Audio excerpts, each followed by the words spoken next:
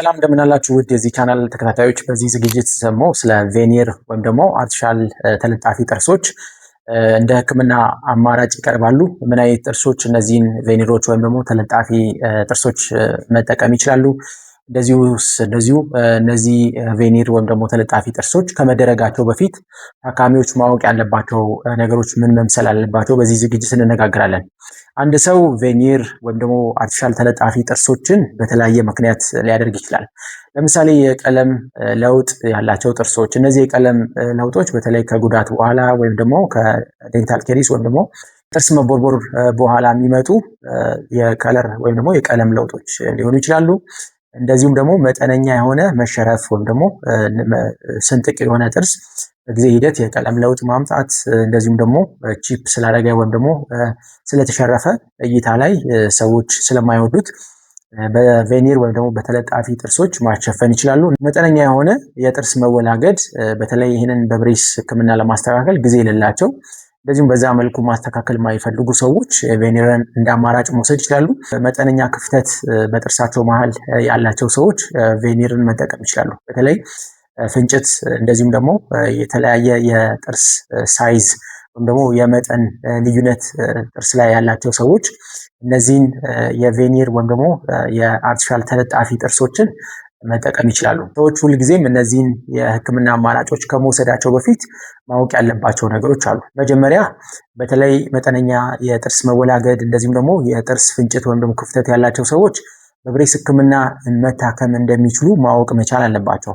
ልዩነታቸው የብሬስ ህክምና የሚያስገኘው ውጤት ዘለቄታ ያለው ወይም ደግሞ አንዴ ከመጣ በኋላ ያ የተስተካከለው ነገር ሙሉ ለሙሉ በህይወት ዘመናቸው አብሮ የሚቀጥል መሆኑ፣ እንደዚሁም ደግሞ ፍንጭት ሲሆን እነዚህን ፍንጭት ወይም ደግሞ ክፍተቶች በተፈጥሯዊ መንገድ ወይም ደግሞ በብሬስ ጥርስን ከቦታ ቦታ በማንቀሳቀስ መዘጋት እንደሚችል እነዚህን ሁለት ነገሮች ማወቅ አለባቸው። ሌላው ደግሞ በቬኒር ወይም ደግሞ በተለጣፊ አርቲፊሻል ጥርሶች ህክምና ጊዜ ሰዎች ጥርሳቸው እንደሚቀረጽ ማወቅ መቻል አለባቸው። በአብዛኛው የቬኒር ወይም ደግሞ የተለጣፊ አርቲፊሻል ጥርሶች ህክምና ጥርስ መቅረጽ ይፈልጋል ወይም ደግሞ ጥርስን የተወሰነ የላኛውን ክፍል ማንሳት ይፈልጋል። ይሄ ማለት አንዴ ጥርሱ ከተቀረጸ ወይም ደግሞ የላኛው ክፍል ከተነሳለት በኋላ ወደ ነበረበት ሁኔታ ወይም ደግሞ ወደ ድሮ መመለስ አይችልም። እነዚህን ሶስት ነገሮች አንድ ሰው የቬኒር ወይም ደግሞ የጥርስ ተለጣፊ ህክምናዎችን ከማድረጉ በፊት ማወቅ አለበት። ምክንያቱም ቀደም እንዳልኳችሁ አንዳንድ ህክምናዎች ሌሎች የህክምና አማራጮች አሉት። ለምሳሌ የብሬስ ህክምናን መውሰድ እንችላለን። የብሬስ ህክምና ኢንቬሲቭ የሆነ ወይም ደግሞ በጣም የጎንዮሽ ጉዳት ያለው የህክምና አይነት አይደለም። እንደዚሁም ቬኒር ወይም ደግሞ ተለጣፊ አርቲፊሻል ጥርሶች ቀደም እንዳልኳችሁ ጥርስን መቅረጽ ይፈልጋል።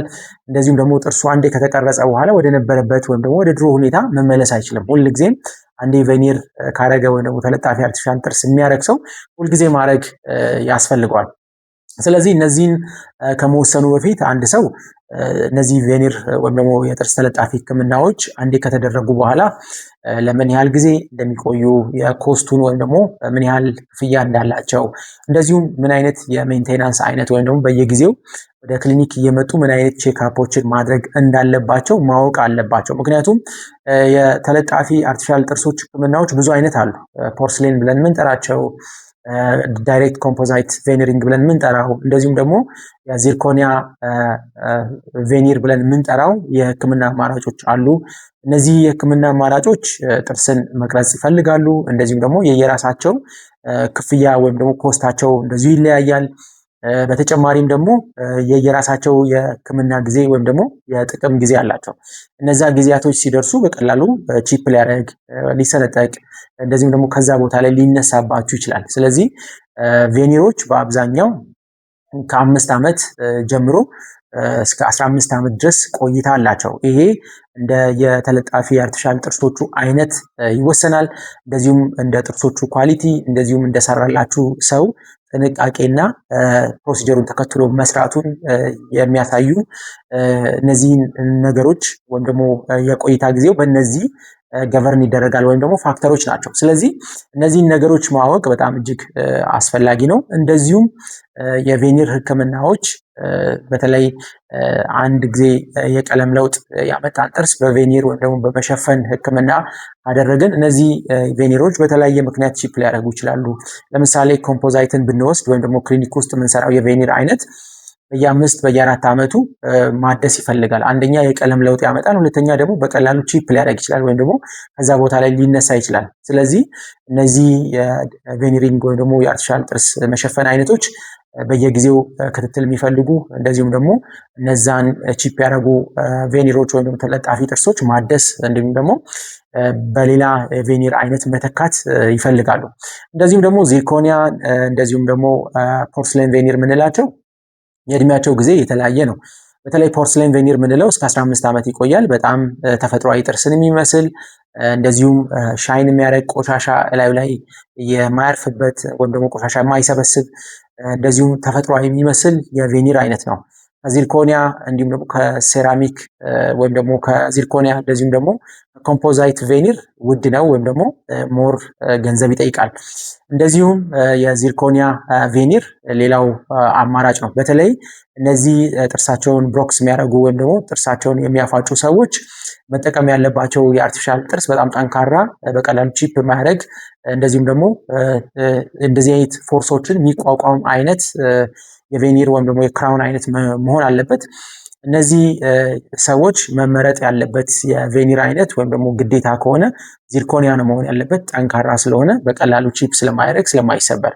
ነገር ግን ከፖርስሌን አንጻር ስናየው አንደኛ ተፈጥሯዊ መምሰሉ በፖርስሌን ይበለጣል ወይም ደግሞ ፖርስሌን በጣም እጅግ ናቹራል ወይም ደግሞ ተፈጥሯዊ የሚመስል የቬኒር ወይም ደግሞ የተለጣፊ የጥርስ አይነት ነው።